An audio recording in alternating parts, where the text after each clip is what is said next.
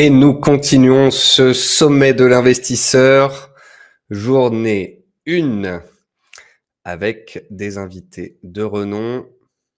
C'est le mercato aujourd'hui. Et nous continuons avec Louis Defels, responsable de la gestion collective chez Gay-Lussac Gestion. Nous allons parler de stratégie pour dénicher les meilleurs small caps. Nous sommes vendredi 20 septembre. C'est le sommet de l'investisseur. Il est 13 heures. Et on va les retrouver avec Youssef de Master Bourse. Hop, je vais les faire apparaître. Hello Youssef de nouveau. Et bonjour Louis. Salut Nicolas, salut Youssef. Salut Nicolas, salut lui. Attends, Eh bien, j'ai retiré mon fond d'écran, ça n'a pas l'air de marcher, non? tu as tenté un J'ai effet. Ouais, j'ai tenté un effet, je vais le retirer, ouais. Le mot Allez, pouvoir. voilà, vous allez pouvoir voir là. Voilà. Magnifique. Je vais tout de suite partager ta présentation. Ce sera plus simple de la sorte. Donc, Youssef, on ne le présente plus, Youssef Arabi du site Masterboard spécialisé dans les fondamentaux qui était avec nous ce matin aussi pour interviewer William Higgins et on continue avec la deuxième star française de la gestion. Il est plus jeune, il est beau gosse, c'est Louis Defels. Ça tisse fort dès le début, là. Tu mets la pression, hein. Bon, merci beaucoup en tous les cas de nous rejoindre. Tu travailles chez Gay-Lussac Gestion, qui est une société de gestion indépendante. Est-ce que tu peux nous dire quelques mots sur toi, Louis? Yes, donc bonjour à toutes et à tous. C'est vrai que c'est très important de dire société de gestion indépendante française parce que Gay-Lussac Gestion, avant, en fait, c'est un spin-off de Raymond James. On appartenait au grand groupe Raymond James aux États-Unis. Et c'est vrai qu'on a eu l'opportunité il y a 4 ans de pouvoir acheter le capital des Américains. Et aujourd'hui, ce qui est très important, c'est que Gay-Lussac Gestion est une société 100% française, boutique indépendante. Voilà, 100% du capital est détenu par les salariés, donc c'est vraiment voilà très important. Et me concernant, moi je suis un pur produit, donc ça fait 17 ans que je suis donc chez Gay-Lussac Gestion ex Raymond James. J'ai commencé un peu toutes les différentes étapes. J'ai commencé stagiaire, analyste, analyse gérant, gérant, responsable small et mid cap, patron de la gestion, et aujourd'hui je suis à la fois directeur général et patron de la gestion et associé. Voilà, donc T'es j'espère que ça passé parle. de stagiaire à big boss. Voilà, à peu près. Mais pas président. Moi, président, je laisse ça à mon président fondateur Emmanuel Ossinotte, qui fait ça très bien. Voilà, moi, je m'arrête là. Bon, une très belle histoire. Est-ce que tu peux nous dire quelques mots du coup sur la société, en plus de ce que tu viens de nous dire, du spin-off? Donc, vous avez une indépendance, vous êtes détenu par les salariés, c'est magnifique. Et vous avez quand même des spécificités, et notamment donc le sujet du jour, des small caps. Donc, c'est vrai on a 3 domaines d'expertise. Donc, la gestion de fonds dans laquelle on est aujourd'hui. On fait aussi la gestion privée, du wealth management ou la gestion aussi sous mandat. Et également de l'épargne retraite pour des PER, aussi de l'épargne collectif. Donc voilà, donc on a à peu près 1,5 milliard sous gestion aujourd'hui. On a à peu près 30 collaborateurs, donc on a un développement qui est assez fort depuis qu'on a changé de nom en 4 ans. On s'était pas mal développé aussi récemment auprès voilà, des CGP, tout ce qui est clientèle privée nous a donné un nouveau dynamisme. Donc, euh, donc voilà, et c'est vrai que nous, chez Gay-Lussac Gestion, dans la partie fonds, on a une vraie spécialité sur les micro, small et mid cap, que ça soit française, européenne, et maintenant même depuis 2 ans, mondiale. Voilà, on est une équipe Oui. de 8 personnes qui travaillent avec moi, donc c'est vrai que c'est une grosse équipe hein, à Paris, c'est rare d'avoir autant de personnes uniquement dédiées aux micro, small et mid cap, donc voilà. Et Youssef adore ça. Du coup, je suis très content de vous avoir tous les deux pour pouvoir discuter de tout cela. On va te poser plein de questions. On va parler du processus, de la sélection de certains dossiers, etc. Mais peut-être que voilà, globalement, tu peux nous faire une petite review de votre façon de travailler, de votre champ d'expertise, de votre façon d'analyser et puis de construire votre portefeuille. Ouais, bien sûr. C'est vrai que nous, en tant que spécialistes sur les small caps, souvent, bah, les small caps, surtout depuis 2 ans, c'est souvent un gros mot. Beaucoup de Oui. gens considèrent, voilà, que les small caps, c'est très cyclique, très endetté, très volatile, très risqué. Voilà, surtout depuis 2 ans, c'est tout ce qu'on dit. Bah, nous, chez Gay-Lussac Gestion, on a pris exactement le problème à l'envers. En fait, on va chercher des valeurs peu risquées, peu volatiles, qui ont du cash au bilan, familial, et qui offrent cette récurrence de performance. Voilà. Donc c'est vrai que souvent, la beauté des small caps, c'est qu'il y a beaucoup qui connaissent sur les forums Boursorama, sur les forums, toi aussi, sur Twitter. Beaucoup de gens connaissent beaucoup de valeurs qui montent très fort, qui sont très volatiles. Bah nous, on prend vraiment ce problème à l'envers en cherchant les valeurs très peu volatiles, donc très peu volatiles, qui ont un faible bêta, qui ont une faible sensibilité, mais qui performent un peu. Donc c'est pour ça que nous on essaye vraiment d'offrir la récurrence de performance dans le long terme. C'est pour ça qu'on regarde pas trop les indices, on regarde pas trop ce que font les copains. Et nous, tous nos fonds, on a une seule objectif, c'est de faire du 7% de performance annualisée. Donc je vous rassure pas tous les ans, mais c'est sur 4, 5, 6 ans de performance annualisée, en prenant le moins de risques possible. Parce que quand vous faites du 7% par an, et ce qu'on a et qu'on cumule les intérêts cumulés, hein, c'est très important, bah, ça vous permet de doubler votre capital tous les 10 ans. Voilà, ça c'est vraiment notre objectif. On va parler de valeur. Vous allez comprendre que nous, voilà, on cherche jamais à être les meilleurs quand le marché repart très fort à la hausse, etc. Nous, ce qu'on a, c'est voilà, c'est un peu comme si on avait du L'Oréal ou du Air Liquide que vous connaissez tous dans les large caps. Bah, nous, on cherche un peu à avoir voilà ces sociétés un peu familiales dans des niches de marché qui offrent énormément de récurrence et qui font des très belles performances sur le moyen long terme. Moi, je l'appelle le collectionneur de pépites, Louis. Alors, on montre une des performances d'un des fonds, le Gay-Lussac Microcaps. Donc ça, c'est les très petites capitalisations de l'Union européenne, donc en dessous de 300 millions. Effectivement, c'est des petites valeurs, sélection de 50-60 titres et une belle performance de 320% depuis 2007. Alors, ce qu'il faut quand même dire pour ceux qui débutent en bourse, c'est que historiquement, les small caps font mieux que les indices. Ce qui n'est plus le cas là depuis 2-3 ans, ce qui est plus complexe, plus difficile. Mais historiquement, c'est le bassin, le réservoir de performance, comme dirait ce cher Youssef, vient des petites capitalisations et du fait d'aller les dénicher, justement. C'est vrai qu'on me pose beaucoup la question depuis 2-3 ans, pourquoi les small caps sous-performent autant les larges. Voilà, je pense qu'on le voit bien sur le graphique, bon, même si on se compare par rapport à un indice small cap. Vous savez qu'en 2021, quand les taux réels étaient négatifs, quand les taux étaient négatifs, bah, il y a eu une explosion des valeurs, c'est peut-être trop monté. C'est vrai qu'on a fait quasiment 41% de performance en 2021. On aurait préféré peut-être faire peut-être que 30 ou 25 et peut-être moins baisser en 2022 quand la remontée des taux a été fulgurante. Donc voilà, en fait, ce qu'il faut, c'est que si on corrige 2021, si on regarde sur 5 ans, 6 ans, 8 ans, 10 ans en annualisé, les small caps font toujours mieux que les large cap. Et très souvent, comme je disais un peu en introduction, souvent les gens pensent qu'elles sont plus risquées, plus volatiles. C'est pas forcément vrai. Quand vous regardez par les indices microcaps, en fait, c'est comme il y a plus de 2000 valeurs dans l'indice, il n'y a pas des gros poids dans l'indice. En fait, c'est éclaté en plein de petites valeurs qui sont souvent décorrélées les unes aux autres. C'est pour ça que l'indice microcap est très peu volatile. Alors que de temps en temps, quand dans les large caps, bah, il suffit qu'ASML fasse plus 10 ou moins 10 depuis le début de l'année, et tout de suite, ou LVMH comme en ce moment, bah, ça a un impact très fort sur les indices large cap. Donc c'est pour ça que les small cap, on va en reparler, c'est vraiment le tissu vraiment plus local, plus industriel, qui marche très bien, qui surperforme, parce que c'est des très belles valeurs, des très belles idées familiales de croissance qui surperforment sur le long terme. Et c'est vrai que ce qui a fait très mal, et on va en reparler, c'était la forte hausse de taux, là, ce qu'on appelle, rappelez, on était quasiment en taux négatif, et on est passé, Ouais. les taux ont quasiment pris 4% d'un coup. Et c'est vraiment ça ce qui a fait très mal aux small cap, mais surtout aux clients des small cap qui, à dire les secondes, qui ont été impactés par la hausse des taux. Alors, je pense aussi qu'il y a d'autres choses, hein. De moins en moins de gérants qui se mettent sur les small caps, de plus en plus de gestion passive, et puis des particuliers français qui, plutôt fans des small caps pour leur volatilité, ces 10-15 dernières années, pour certains d'entre eux, en tous les cas, sont allés chercher cette volatilité peut-être sur les crypto-monnaies, ce qui a encore réduit la liquidité du marché des small caps françaises. Alors c'est vrai qu'il y a à la fois les cryptos, on nous oppose souvent également au private equity, hein, ça qui est venu capter pas mal des flux. Et en fait, le problème, c'est que les private equity, on pourra en reparler tout à l'heure, il y a encore, on a une valeur qu'on aime beaucoup chez nous qui est Esker, qui a encore été sortie de Ouais. boursière. Il y a SQLI, bon ça on le savait déjà. Voilà, en fait, il y en a beaucoup. Il y a eu encore Clasquin, on pourra en parler, il y en a beaucoup. Et le problème, c'est que la cote française s'appauvrit de plus en plus. Et Ouais. c'est de plus en plus difficile de trouver des belles valeurs de qualité en France, parce que normalement, quand les sociétés sortent de bourse, mais elles doivent être compensées par les introductions en bourse. Et le problématique, c'est que depuis 5-6 ans, les introductions en bourse ont été catastrophiques, à part peut-être 2 ou 3. toutes ont vraiment pas été très très performantes. Elles Ça va sont peut-être à des niveaux trop élevés et à puis des peut-être un niveaux. problème de qualité.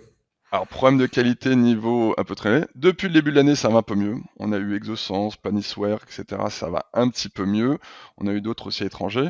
Mais c'est vrai que la cote française s'est beaucoup réduite. Les IPO qui n'étaient pas au rendez-vous. Donc, c'est vrai. Et plus le private equity, les crypto-monnaies et tout, qui sont venus dedans. Donc, c'était un peu compliqué. Donc, c'est pour ça que nous, chez Gay-Lussac Gestion, là, on parle du fonds Microcap France. Mais déjà depuis 5 ans, c'est vraiment un phénomène que l'on voit vraiment depuis 5 ans, on va dire depuis 2018. Quoi. Rappelez-vous, jusqu'au plus haut de 2017-2018, c'est vrai qu'avec les taux, je veux dire, le marché était peut-être un peu trop fort. Et c'est vrai que les small caps français sont très à la peine depuis 2018. Et c'est pour ça qu'il faut aller peut-être un peu en dehors des small caps françaises, où c'est vrai qu'il y a toujours des signes noirs, on l'a encore vu avec les élections, la dissolution. Et c'est vrai que nous, c'est intéressant, c'est de comparer les trois, parce qu'on a des fonds Microcap France, Microcap Europe et Microcap Monde. Et c'est ça ce qui est assez intéressant, c'est de pouvoir voir la différence. Mais c'est vrai qu'aujourd'hui, quand on regarde tous les différents pays, parce que pendant là, je vois que tu mets le fonds Microcap Europe, Ouais, je regardais Europe puisque tu en parlais. voilà, ce qui est assez intéressant, c'est que si tu regardes sur la slide d'après, je sais pas si c'est mis, voilà, c'est que pendant dans Europe, nous, notre premier pays, c'est l'Italie. L'Italie marche très bien. Voilà, l'Italie, c'est les revanches des pays de l'Europe du Sud, hein, les anciens PIGS. Voilà, la Grèce aussi marche très bien, on a plus de 10% sur la Grèce, ça marche bien. Bon, l'Allemagne, ça se passe un peu moins bien en ce moment, mais c'est vrai qu'aujourd'hui, quand tu regardes tous ces différents pays, les niveaux de valorisation qui sont le plus faibles, c'est les valeurs françaises. Donc en gros, tu te dis quoi? Est-ce que t'es contrariant parce qu'en ce moment plus personne vote small cap française, t'es contrariant et t'en achètes? Ou sinon tu dis bon allez, restons un peu plus européens, on bénéficie d'Italie qui va mieux, de la Grèce qui va mieux, les pays nordiques aussi vont beaucoup mieux dans le fond, on a de plus en plus de valeurs suédoises. Je vous rappelle que la Suède c'était les premiers à avoir baissé, la Riksbank à avoir baissé les taux de 25 points de base au mois d'avril. Donc voilà, donc ça ce qui est assez intéressant en Europe, c'est que les différents pays ne sont pas vraiment au même cycle. On a Ouais. bien vu, l'Allemagne souffre énormément de l'automobile, des industriels qui exportent vers la Chine. En ce moment, la Chine est totalement ralentie. Voilà, donc en fait, il y a vraiment des thématiques toujours, et c'est pour ça qu'en étant très européen et évidemment mondial, il y a toujours des thématiques assez intéressantes et qui sont décorrélées les unes des autres, quoi. Tu dois être plutôt content avec le fonds Microcaps Europe sur ce qui se passe récemment, puisque je vois que les plus grosses positions, c'est Steph et Robertet, et ces derniers temps, ça s'est bien comporté. C'est Bon, champagne au bureau avec. champagne au bureau. Là, on évite le trop de champagne parce que depuis 2 ans et demi, on se fait plutôt profil bas. Mais voilà, c'est vrai que on n'a pas, je suis parti rapidement sur le process. En fait, tout à l'heure, j'ai expliqué un peu notre philosophie de gestion. Vous savez, qui est offrir cette récurrence de performance en prenant le moins de risques possible, en prenant des valeurs peu volatiles, familiales, etc. Voilà, Roberta et Steph, c'est les deux exemples qu'on aime beaucoup, qu'on retrouve dans notre fonds microcap Europe. Et quelles sont leurs caractéristiques? C'est que Robertet, voilà, c'est la famille Maubert, c'est la 5e génération, c'est beaucoup de cash au bilan, c'est quelque chose d'une activité très récurrente, ils sont dans les fragrances naturelles, dans le tour, dans les parfums, dans tout ce qui est plus bio, toujours tout plus clean. Ils sont à Grasse, ils ont des partenariats dans le monde entier, c'est eux qui ont, ils ont les plus gros producteurs de matières premières comme l'encens, les roses, le vétiver, etc. Et c'est J'adore vrai que cette histoire ouais, c'est vraiment familiale, c'est voilà, magnifique. c'est une très très belle société familiale et on est très content parce qu'ils se battent parce que pour la petite histoire, il y avait Givaudan, donc le grand acteur suisse qui était rentré au capital ainsi que Firmenich et Ouais. eux ont convaincu, se sont dit non non non, on n'est pas à vendre et ils se sont battus, donc ils ont plus de 50% du capital, ils ont fait un pacte entre les différentes familles pour pouvoir rester cotés. Et l'intelligence aussi qu'ils ont eue, c'est que pour la première fois, la 5e génération, n'est plus gouverné par quelqu'un de la famille. C'est un ancien patron de chez L'Oréal qui est à la tête, qui est vraiment excellent, qui a fait des super chiffres. Et c'est vrai que Robertet, tu en disais tout à l'heure, enfin s'est réveillé. Parce qu'en fait, ce qu'il faut se regarder sur les small caps, c'est que c'est vrai que ça fait 2 ans que les small caps françaises souffrent beaucoup. Un, de la remontée des taux, parce que la dérivée seconde de la remontée des taux, bah, c'est qu'il y a beaucoup de leurs clients, comme je disais tout à l'heure, qui souffrent. Parce que voilà, aujourd'hui, c'est ce qui a impacté beaucoup la hausse des taux, bah, c'est les gens on va dire des commerces, des petites sociétés, des PME, des ETI qui ont beaucoup souffert. Je pense que tout le monde le voit depuis 2 ans, que ce soit dans l'immobilier, la restauration, dans tous les petits commerces, souffrent beaucoup. Alors que c'est vrai que les large caps, eux, ont plutôt été bien parce qu'il y avait des thématiques comme l'intelligence artificielle, l'obésité avec Novo Nordisk, le luxe, tout ça qui avait tiré. Mais quand on retirait un peu en dessous de ça, Nous, on aime beaucoup les ESN, on pourra en reparler après. Les ESN, vous savez, souvent, les grands donneurs d'ordre, c'est les bancaires. Ben, ça fait un an, plus d'un an et demi quasiment, qu'elles ont coupé les coûts et qu'elles en souffrent. Là, on a écouté jeudi la conf call d'Aubet qui dit ça y est, ça commence à aller un petit peu mieux. Et le titre, ça y est, Aubet, ça va mieux. Et c'est ce qui se passe un peu sur Robertet. Robertet, ils ont sorti un super bon chiffre au premier trimestre, au deuxième trimestre, le titre n'a rien fait. Et là, comme on voit qu'il y a un peu une rotation sectorielle, un peu une fin de cycle aux États-Unis, ça on peut en reparler un peu au niveau macroéco, on voit qu'aux États-Unis, après 10 ans de super cycle, qui a été prolongé par l'intelligence artificielle, on arrive un peu en bout de cycle aux États-Unis. Vous avez vu, ils ont mangé tout l'épargne Covid, elle a complètement disparu. Ça a été, il y a eu comment ça s'appelle, ils ont creusé la dette pour pouvoir continuer de faire la croissance. Et c'est vrai que là, tout ce qui est tech, IA, c'est en train de baisser. Il y a cette petite rotation sectorielle où les gens reviennent vers la qualité défensive. Et ben nous qui sommes low vol, low beta, qui sommes dans des sociétés de familiales de qualité, plus personne n'en voulait depuis 2 ans. Et ben là, ça revient. Donc Robertet, enfin, elle revient. On comprenait pas pourquoi elle montait pas, sachant que Givaudan, elle était remontée tout en haut. Donc voilà, Robertet, c'est une super valeur qu'on aime beaucoup. Et Louis, justement, en parlant de Robertet, il y a quelques mois, je me rappelle en discutant avec des gérants, il y avait, quand même, ils voyaient en tout cas ces signaux d'une potentielle OPA. Nouveau manager, comme tu le disais tout à l'heure, avec, une communication assez fournie dans les médias. On les voit beaucoup plus, ils font des événements aussi, en Angleterre, en France, d'écoles en anglais. Est-ce que tu fais partie de cette école qui pense qu'ils préparent une OPA? Ou c'est juste, ils se professionnalisent dans cette, montée en capitalisation et en visibilité? Alors, on peut l'interpréter de plusieurs façons. Donc, c'est vrai que peut-être pour refaire monter le cours de bourse, en effet, il y a des grands anglo-saxons comme Jefferies qui ont initié la société à l'achat. Alors qu'avant, je vous rappelle, c'est que des petits brokers français. Ils ont fait des roadshows à Londres, c'est vrai que c'était du jamais vu, quoi. Donc, on peut le voir de deux fois. Peut-être une éventuelle OPA, voilà. En tout cas, nous, on n'aimerait pas forcément parce que c'est une société qui rentre Ah, totalement dans nos critères, qui offre quasiment 10% de croissance des bénéfices par action sur moyen long terme.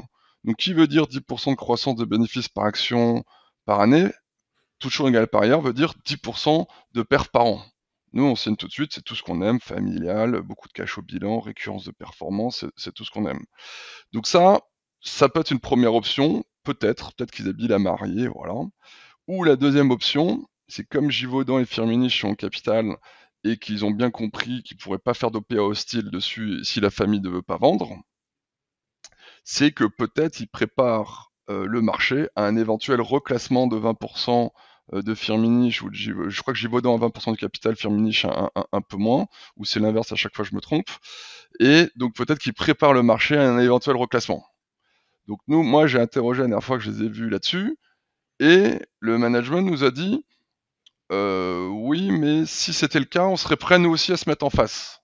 Donc bon, voilà. Donc je sais pas si qu'il faut vraiment croire tout le temps, mais c'est vrai qu'en tout cas, voilà, le niveau de valorisation en absolu est peut-être un peu cher parce que c'est de belles valeurs de croissance, de qualité, mais quand on regarde par rapport à ses concurrents Givaudan, il y a encore plus de 30 à 40% des cotes, notamment quand on regarde le fameux ratio de VE sur EBITDA, quoi. et la qualité se paye en bourse. De toute façon, on l'a vu, qu'on l'accepte ou pas, mais on l'a vu avec Esker. On a toujours crié à la survalorisation. Bon, bah, voilà, Ouais, elle vient de sortir, et bravo à tous ceux qui ont tenu, ces 10-15 dernières années au moins. Vous ouais, l'avez c'est vrai. hein, dans le fond. Ouais, nous, SK, on en a à la fois dans notre fonds Microcap France, bon, même si c'était plus vraiment une microcap parce qu'on l'a depuis très longtemps, et dans notre fonds flexible. Mais c'est vrai que Esker, c'est voilà un exemple d'une valeur encore familiale, donc qui n'a pas forcément la majorité, parce que je vous rappelle, Monsieur Bérard, Jean-Michel Bérard, il a, je crois, 10 ou 11% du capital. Mais c'est vrai qu'il y a plein de fonds de prêt equity depuis très longtemps qui étaient venus le voir, mais lui était toujours opposé avant.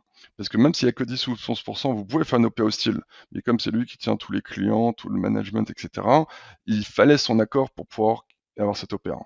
C'est vrai que la valorisation était montée beaucoup trop élevée en 2021 quand les taux réels étaient négatifs. C'était monté à 11 ou 12 fois le chiffre d'affaires, c'était un peu débile. C'est vrai que nous, quand c'était retourné en 21, en début 22, on était très vite sortis.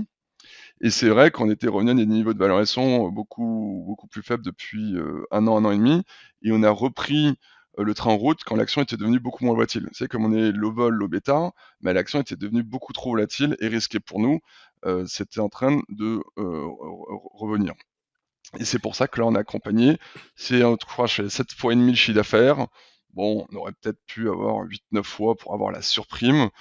Mais voilà, c'est vrai que ce matin, ce qui était intéressant, c'est que l'OPA est à 260 €, ce qui fait une prime facialement pas très faible par rapport au dernier cours de bourse qui est de 11%, mais il y avait eu des rumeurs début août. Oui, c'est Voilà, ça. En Alors, fait, c'est 20%, 30% de prime ouais. sur les cours d'il y a 2-3 mois, quoi.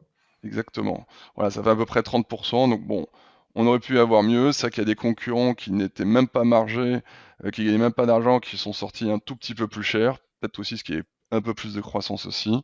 Mais bon, voilà, nous aujourd'hui, le cours de bourse est affiché virtuellement très tôt le matin, 264 même, tu as touché 265 €, donc 3 € de plus.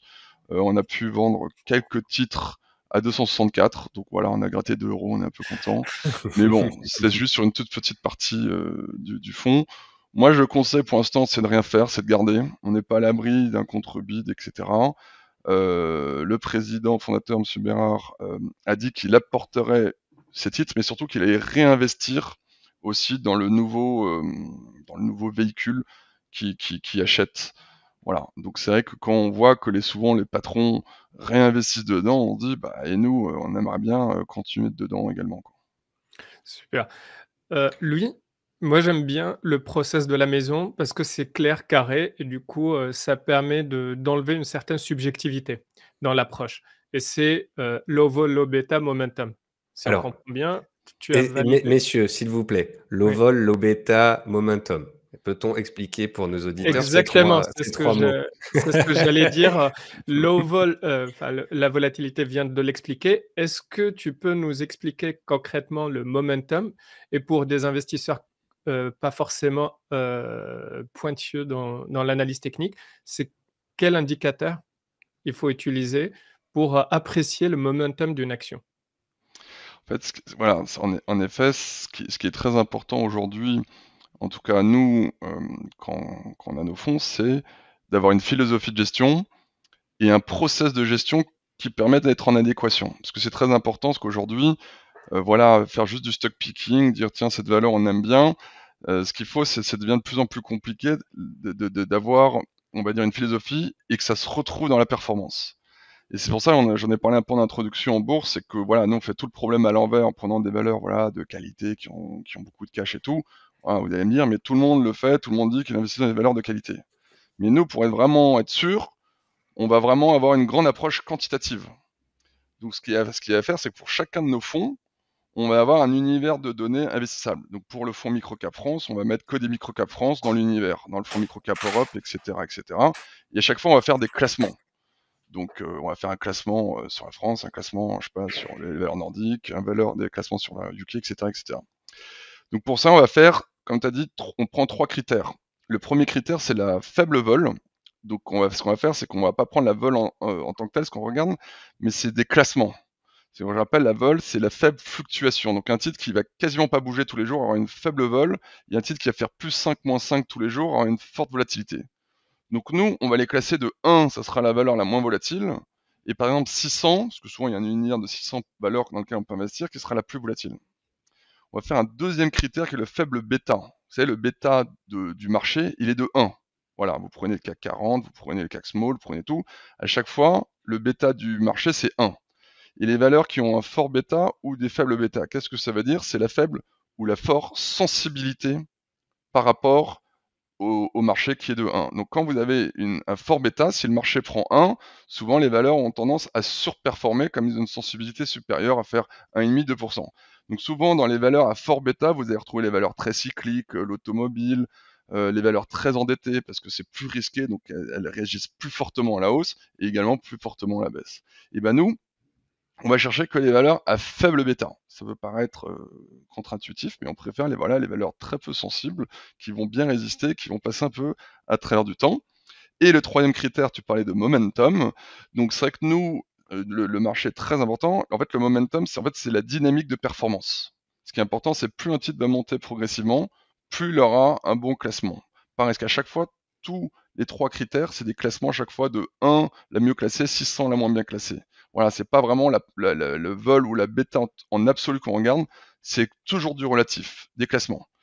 Et quand on fait ces 3 critères, le vol, le bêta, momentum, nous on s'intéresse, par exemple, s'il y a 600 valeurs, qu'au top 200, c'est-à-dire au top tiers. Tout le reste, on regarde pas.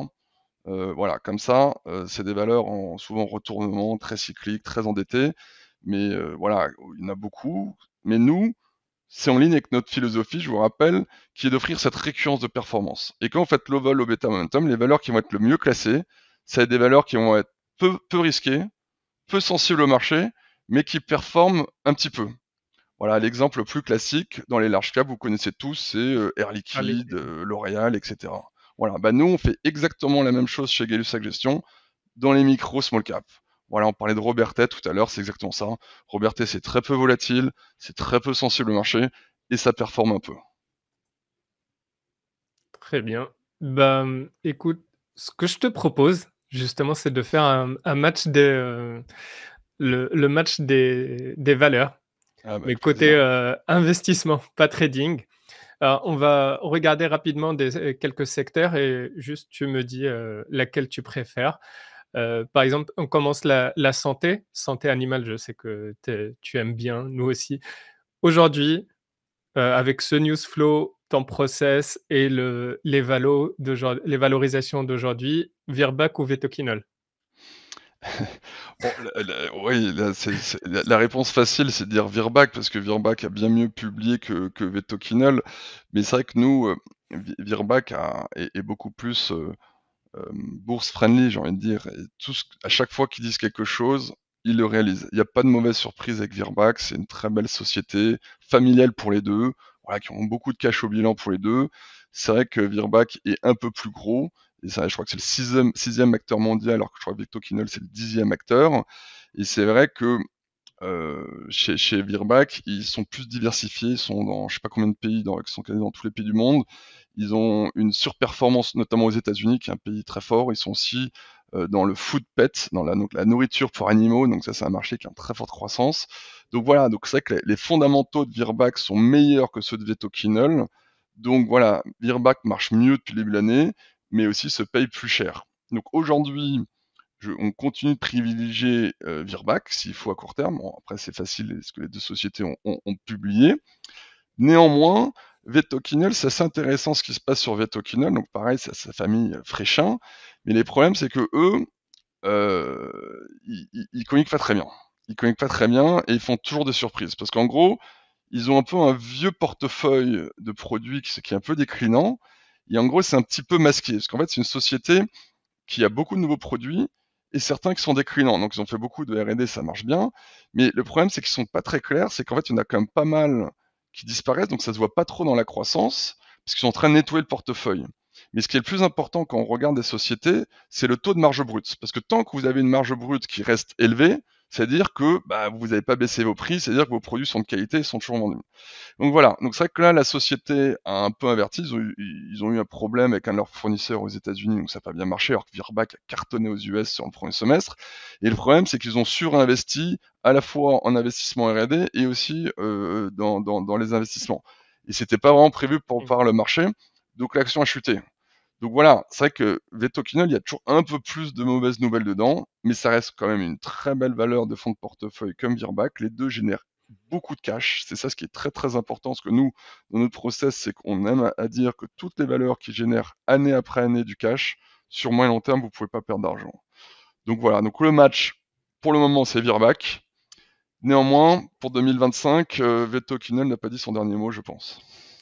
J'ai pas dit que ça sera des matchs faciles, hein. Pour le deuxième, consommation, Rémy Cointreau ou Pernod Ricard? On monte en capitalisation là. Ouh là là. Euh, Attention, il y a énormément de monde dessus, hein, sur les euh, deux. Sur les 2. Alors, nous, on aime beaucoup Pernod Ricard, on aime aussi Diageo Géo depuis longtemps. On s'est un peu loupé dessus, hein, déjà. En fait, on n'avait pas anticipé. En fait, qu'est-ce qui se passe sur le secteur? Faut remettre les choses dans le contexte. C'est post-Covid, il y a eu une énorme boom de la consommation. Les gens sont ressortis dehors et ont énormément consommé d'alcool, etc. Et comme il y a un problème d'approvisionnement, les gens se sont mis, dès que c'est possible, ils ont fait des stocks, des stocks, des stocks énormément aux États-Unis notamment. Le problème, c'est que la consommation s'est normalisée. Pendant ce temps-là, les taux ont remonté, et je vous rappelle que garder énormément de stock d'alcool pour les distributeurs, quand les taux remontent, c'est tout de suite du cash en moins, et ça coûte très cher. Donc en gros, ça fait 1 an et demi qu'il y a un énorme déstockage aux États-Unis. Entre-temps, la Chine, qui est aussi un grand consommateur de cognac et aussi d'alcool, vous avez vu ce qui se passe en Chine, c'est très compliqué, tout le luxe commence à être impacté. Et aussi, pendant le Covid, les gens ont beaucoup trop augmenté les prix, que ce soit le cognac chez Rémy Cointreau, chez Hennessy, chez LVMH, partout, les prix du champagne ont beaucoup trop monté, ils ont fait n'importe quoi. Et donc là, ils payent le prix. Mais bon, vous savez comment ça se passe, c'est que le marché il est tellement momentum qu'il les a fait exploser à la hausse, et maintenant aujourd'hui, un Pernod Ricard, vous venez sur les valos de 2017, alors qu'entre-temps, ils ont généré énormément de cash et tout. Voilà, en fait, la vraie question, nous on privilégie peut-être un tout petit peu plus Pernod Ricard parce que c'est plus équilibré, c'est à la fois aux États-Unis, en Chine, dans tous les pays du monde, ils ont un portefeuille de marques très fort, que ce soit Oui, dans la le vodka portefeuille avec est beaucoup plus diversifié. Ouais. beaucoup plus diversifié, avec Absolut, avec beaucoup de whisky, avec du bourbon aux États-Unis, voilà. Ils ont beaucoup de produits, et aujourd'hui, le niveau de valorisation de Pernod Ricard est tellement bas, je pense qu'autour de 120, 125, vous prenez aucun risque. Pour Rémy Cointreau, ça va être un peu plus long. Il faut vraiment que, voilà, en fait, les modes sur le cognac viennent et repartent. Vous savez, souvent le cognac, ça peut être fait par des rappeurs aux États-Unis. En ce moment, la Chine, c'est très compliqué. On ne sait pas quand est-ce que la Chine va repartir. Et comme, en plus, il y a les problèmes de taxes douanières en ce moment sur l'automobile, sur le cognac, etc. en Chine. Aujourd'hui, même si la valo de Rémy Cointreau vaut quasiment, certains disent, sous les stocks, voilà, de l'eau de vie, parce que je vous rappelle, l'eau de vie dans le Rémy Cointreau il y a longtemps. Donc voilà, donc à court terme, on préfère Pernod Ricard, qui est plus diversifié, plus solide, plus diversifié géographiquement, plus diversifié avec beaucoup de marques, et qui repart, donc je dirais, match pour Pernod Ricard. Super. J'ai pas rajouté Diageo, mais peut-être que ça serait une belle option parce qu'on aura le portefeuille et peut-être moins d'investissement de stock qui dort parce que c'est de l'alcool qui, avec une rotation plus rapide. Alors c'est vrai que Diageo et Pernod Ricard se ressemblent beaucoup, parce que voilà, c'est très diversifié. Diageo, c'est le numéro 1 mondial, hein, ils ont des marques extrêmement connues. À chaque fois, vous êtes dans tous les bars, c'est toutes les marques. Comment ça s'appelle? J'ai oublié le nom. La vodka la plus connue du whisky, c'est eux qui ont JB, pas Jameson, ça c'est Pernod Ricard. Voilà, ils ont vraiment les plus grandes marques mondialement connues, que ce soit dans le gin. Voilà, Diageo, c'est un peu comme Pernod Ricard. Aujourd'hui, clairement, c'est des niveaux de valorisation. Je pense que dans 6 mois, 1 an, on se dira, ah, pourquoi j'en ai pas acheté plus? Voilà, c'est vrai que Diageo est un peu plus présent aussi aux États-Unis, qui souffre un peu plus, mais bon, c'est peut-être un peu en retard. Ils ont des relais de croissance très différents. Ils sont aussi dans la Guinness, je vous rappelle, c'est Diageo, c'est la Guinness, c'est à eux. Donc voilà. Donc là, je vois pas de touche à Rémy Cointreau. Donc oui, Rémy Cointreau, on aime bien, mais ça va être plus long. Et ça dépend vraiment. Il suffit que les rappeurs américains se remettent ou les Chinois. Et c'est vrai qu'en ce moment, la Chine, personne n'a de la visibilité sur la Chine. C'est très compliqué. Nous, on est très prudent aussi sur tout ce qui est luxe. Aujourd'hui, on n'a plus aucune valeur, par exemple, on a très peu de valeur plus de valeur de luxe en portefeuille. Et voilà, mais c'est vrai que donc avantage pour Pernod Ricard et Diageo. 3e match, celui-ci, tu vas jouer à domicile. Dans les services, je te propose les ESN. Alors, Neuron, c'est facile, c'est ton ESN préféré, la première position de tous les fans, je pense. Mais la deuxième, s'il y a une deuxième à citer? Voilà, alors ça, Neuron, je prends juste une 30 secondes. Voilà, OK. Neuron, ça coche exactement notre process de gestion. Société familiale, 24 années de croissance organique positive, pas de levier opérationnel, génération de cash énorme, un tiers de la market cap en cash. Voilà, ça coche exactement ce qu'on cherche. C'est 10% de croissance des bénéfices par action depuis 20 ans, et ça se voit dans le cours de bourse. Voilà, ça c'est clair. 70% de chiffre d'affaires récurrent, voilà. Donc ça c'est pour Neuron, en effet, je le martèle peut-être un peu trop. Ma deuxième préférée, je pense en ce moment, qui est extrêmement bien gérée, mais qui est un tout petit peu plus cyclique, qui est un peu plus lié aux investissements dans le système bancaire, c'est Obey. Voilà, Philippe Rabas et son acolyte David, il gère extrêmement bien. c'est très bien géré. C'est un tout petit peu plus cyclique, donc c'est vrai qu'il y a un an, enfin, deuxième trimestre 2023, bah, Société Générale qui va moins bien, bah, ils avaient un peu coupé les coûts, etc. Donc c'était moins bien. Ils ont été prudents début d'année. Voilà, ils avaient fait une guidance organique très prudente, ils la conservent, donc ils vont faire entre 1 et 3% de croissance organique, je pense, cette année. Donc voilà, c'est pas génial, mais ils passent la tempête. Et là, ils ont confirmé jeudi que cet été, c'était un peu mieux passé, que voilà, que les banques réinvestissent un tout petit peu. Voilà, ça va pas repartir comme en 40, comme avant, mais on sent que voilà, Obey, même dans une année un peu difficile de transition, bah, s'en sortent bien. Et surtout, c'est une société qui génère un cash monstrueux. Donc chaque année, c'est pas grave, ça empile du cash, du cash. Donc voilà, c'est une société qui, aujourd'hui, malheureusement, le seul petit point noir, c'est qu'ils n'arrivent pas à faire d'acquisition. À chaque fois qu'ils sont à deux doigts de faire une acquisition, bah, il y a le private equity qui arrive, qui les rachète, ou souvent c'est trop cher. Et donc, comme tout bon actionnaire qui trouve que son cours est trop bas, ils rachètent énormément leurs titres et ils font bien parce que c'est vrai qu'à ce prix-là, c'est clairement une bonne affaire. Exactement. Ce qui est intéressant, c'est que ce matin, pareil, c'est William Higgins qui a cité, OB Ouais, aussi. ouais. Heu, Ouais, non, parce qu'Alten, je voyais que tu allais dire Alten. Alten, on aime bien, mais ils sont dans la R&D externalisée, donc il y a une partie qui est un peu plus cyclique, notamment dans l'automobile, et c'est vrai que c'est un petit peu plus compliqué. Je pense qu'Alten, c'est une très belle valeur, le niveau de valeur est revenu extrêmement bas, mais je pense que ça sera plus pour du 2025, Alten. Très Il y a un bien. lecteur qui dit pourquoi Password avec leurs super clients. Oui, c'est vrai que Sword, c'est une ESN un peu plus différente, qui travaille beaucoup avec les instances européennes, c'est une très grande régularité. On a aussi du Sword. Néanmoins, on est très positif sur le titre. Là, il y a eu les résultats, le titre vient de bien remonter. Ça a bien réagi, oui. Ça a bien réagi, mais c'est vrai que le propriétaire, Jacques Mottard, il a fait quelques petites sorties. Il y a pu avoir un petit problème de gouvernance de temps en temps sur des sociétés qui étaient vendues, puis sont revenues dans le périmètre. Voilà, je pense que pour le problème de gouvernance, on reste actionnaire. C'est une très belle société qui génère aussi beaucoup de cash. Néanmoins, voilà, sur eBay, il y a... Sur soi. Non, non, ce que je veux dire, sur Obey, il y a moins de Ah, risques que ah, sur Sword, donc c'est pour ça qu'on préfère Obey que Sword, même si on aime bien les deux. D'accord. très Ok. bien. Industrie, alors c'est large, donc je vais te demander 2 noms, parce que c'est très large comme ça. Voilà. J'ai une petite aparté avant, j'ai des questions. Non, Calray, non, c'était pas moi qui étais positif. Voilà, c'est absolument pas notre Le Le style de profil la de type, les maison. gestion. valeurs. Voilà, c'est Ouais. pas du tout le style de la maison Calray, c'est très volatile, c'est très risqué. Voilà, comme beaucoup d'autres small caps, nous on a compris, nous on aime les sociétés familiales, voilà. Et ça va être la transition pour les valeurs industrielles qu'on aime bien, type Prescia, une société voilà ardéchoise qu'on aime beaucoup. C'est la famille Etchevaril qui y sont au capital. C'est une société, faut aller, si vous voulez les voir, faut aller les voir en Ardèche, vous n'avez pas le choix, ils viennent jamais à Paris, c'est impossible, faut aller aux AG ou les voir, ils vous recevront avec plaisir. C'est une société dont le business model est vraiment très bien équilibré parce que c'est le leader français, même européen, je crois, des balances et de pesage industriel. Donc, qu'est-ce que c'est? Vous savez, c'est les pesages, ça va de la nano-pesage milligramme, que ce soit pour la pharmacie ou pour beaucoup, même dans vos supermarchés, vous pouvez voir des balances Prescia, jusqu'à dans du gros tonnage pour du sable, pour dans une grande carrière, il faut. Donc, en gros, il y a 50%, c'est juste de l'équipement, et ce qui est bien, il y a 50% du chiffre d'affaires, c'est du service, donc chiffre d'affaires récurrent, parce qu'il faut les requalifier, les balances. Il y a des normes à être sûr que ça soit vraiment bien fait. Et ce qui est la beauté de cette société, c'est qu'il y a de plus en plus de logiciels et de services embarqués dedans. Donc voilà, c'est une très belle société. Il y a un nouveau management qui arrive à 2-3 ans, qui est venu un peu dépoussiérer cette belle valeur ardéchoise. Il fait un très bon travail, il fait travailler plus les équipes en eux, il fait des synergies au niveau des achats, il fait beaucoup de synergies au niveau industriel, avec des nouveaux process, etc.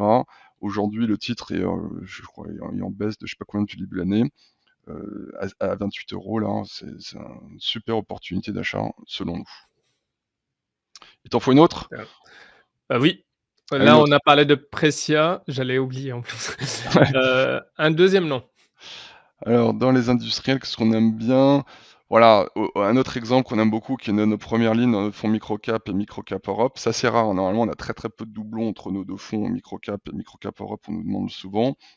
Comme on n'a jamais réussi à trouver une aussi belle société, c'est Gérard Perrier Industrie. Donc, ils sont dans l'Ain, pareil. Je crois c'est un peu nouveau. Ils viennent maintenant une fois par an à Paris. mais pareil, si vous voulez les voir, faut aller à Belay, dans l'Ain, les voir. Mérité. Voilà, c'est une société familiale, c'est la troisième génération maintenant, parce qu'il y a aussi la fille de Monsieur Perrier qui a repris, qui est vraiment excellente. Elle a fait à l'Assemblée générale cette année, elle a repris la parole, elle a fait son grand show, elle a à peine 30 ans, elle fait Polytechnique, je crois qu'elle est vraiment très brillante. Donc voilà, société familiale. En fait, c'est ce que font Gérard Perrier, c'est plusieurs petites sociétés qui font notamment qui sont notamment dans le nucléaire, vous savez, donc pour le grand carénage d'EDF, c'est eux qui ont envoyé des petits des techniciens, donc un peu comme un système sur la partie où ils venaient juste remettre à jour, remettre les réacteurs aux normes. Ils font la même chose dans le génie civil, ils font la même chose dans l'électrification. C'est un peu comme un mini SPI.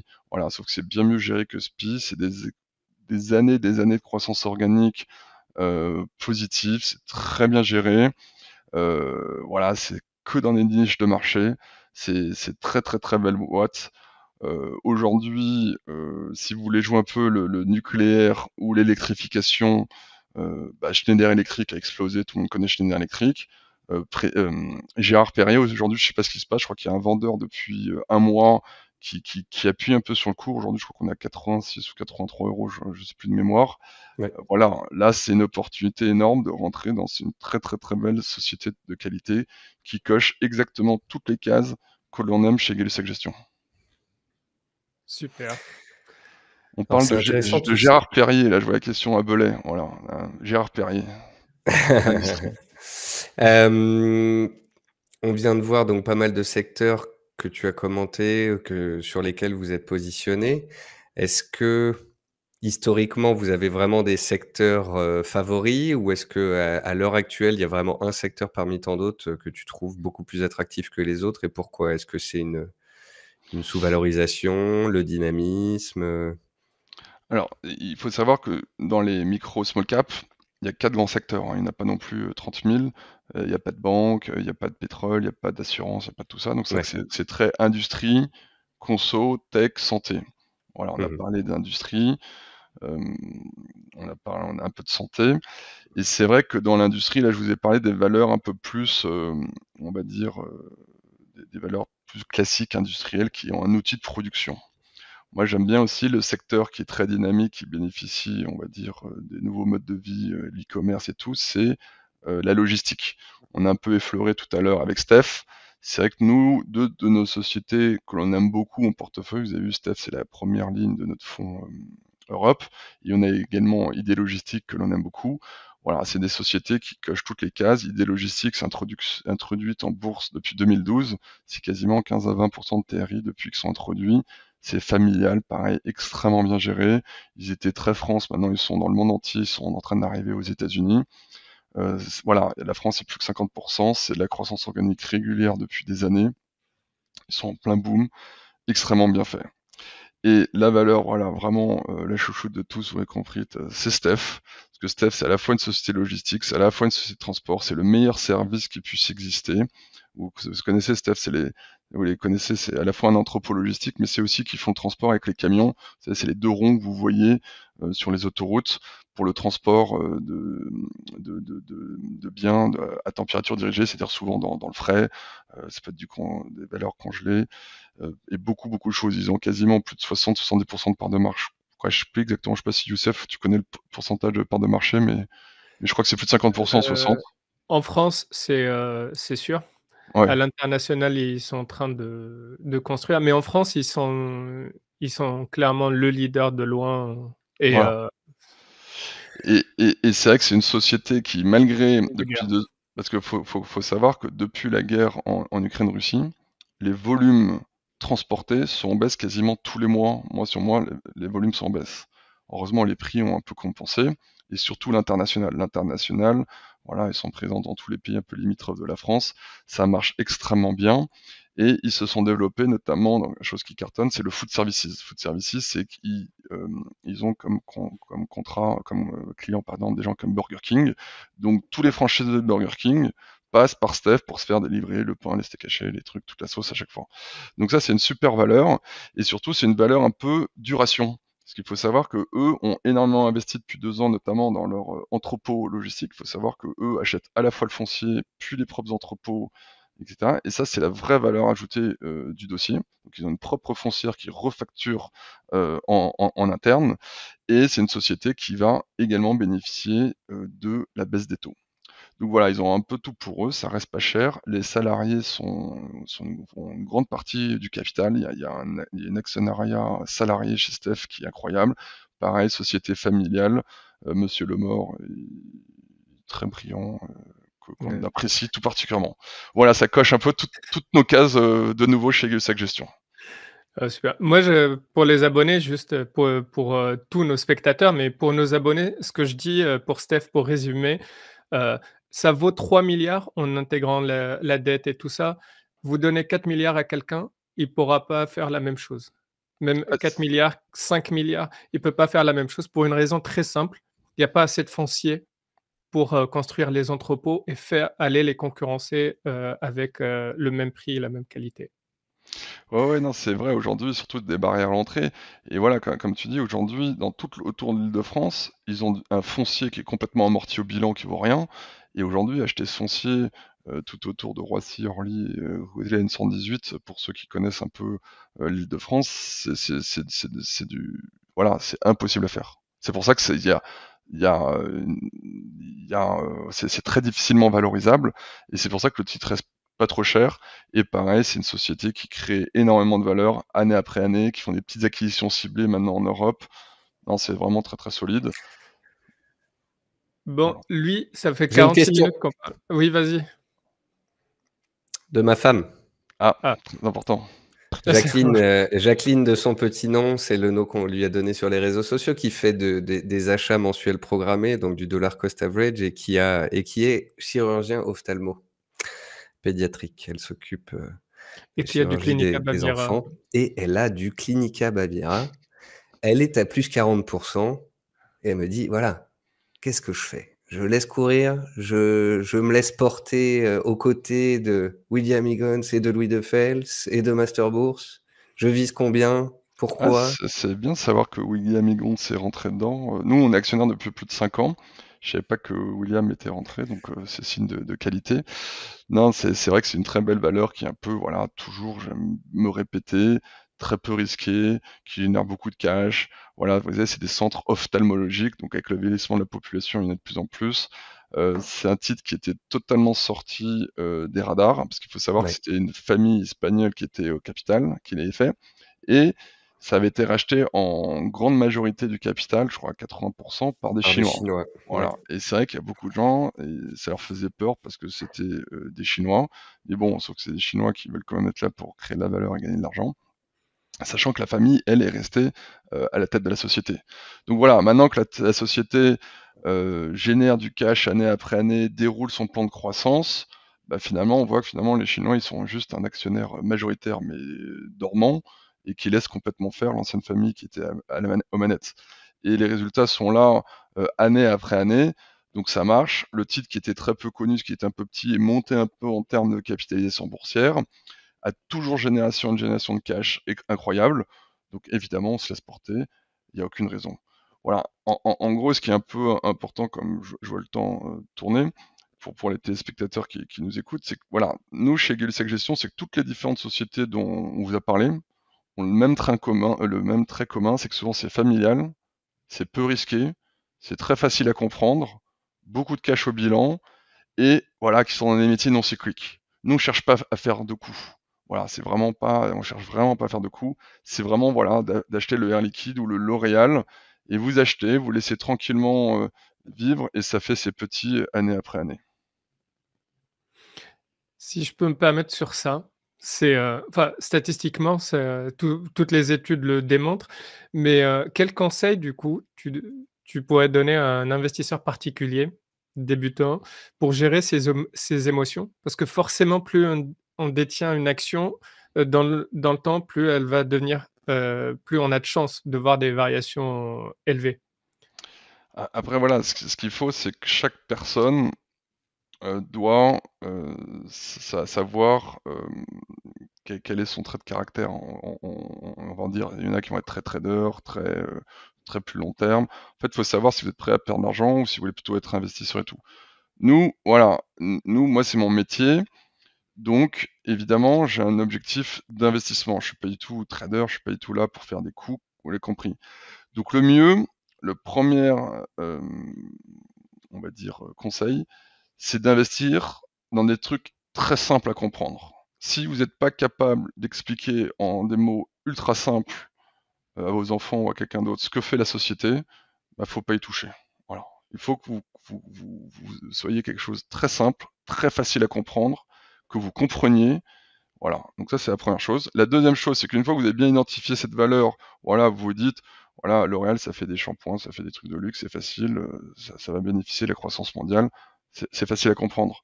Donc, bien comprendre ce que la société fait. L'étape 2, le plus importante, c'est de voir si c'est familial ou pas, ou la qualité du dirigeant. Et l'étape 3, ce qu'il faut regarder, c'est les états financiers, voir si la société génère du cash et s'il y a du cash au bilan. Parce que ce que je dis, c'est que toute société qui a du cash au bilan ou qui génère du cash année après année, vous ne pouvez pas perdre d'argent sur moyen terme. C'est impossible. Et toutes les sociétés que vous avez vues, type Alstom, Atos, etc., qui ont défailli, mais le trait commun qu'elles avaient toutes, c'est qu'elles détruisaient du cash année après année. Voilà. Donc c'est tout, c'est investir dans quelque chose de simple et de compréhensible, familial si possible, et le numéro 3, qui gère du cash. Ça tombe bien parce que j'allais te poser une question sur ce qu'étaient tes red flags justement sur les entreprises. Des red flags qui sont spécifiques au small cap, donc une société qui ne gagne pas d'argent en fait. Par exemple, toutes les sociétés qui font de la croissance mais qui ne gagnent pas d'argent, qui détruisent de l'argent, ça sort complètement de votre scope en fait. C'est vrai que ce qu'il faut vraiment regarder, le plus important en effet, c'est est-ce que la société génère du cash, mais du vrai cash. Ce qu'on appelle le free cash flow, c'est le cash après les investissements, après les ajustements du besoin de fonds de roulement. Évidemment, ça peut arriver qu'une année, imaginez une société, elle réinvestit pas mal, elle augmente ses stocks parce que la croissance repart, elle pourra une année peut-être ne pas générer de cash parce qu'elle a réinvesti et voilà. Mais ce qu'il faut regarder, c'est sur 3-5 ans.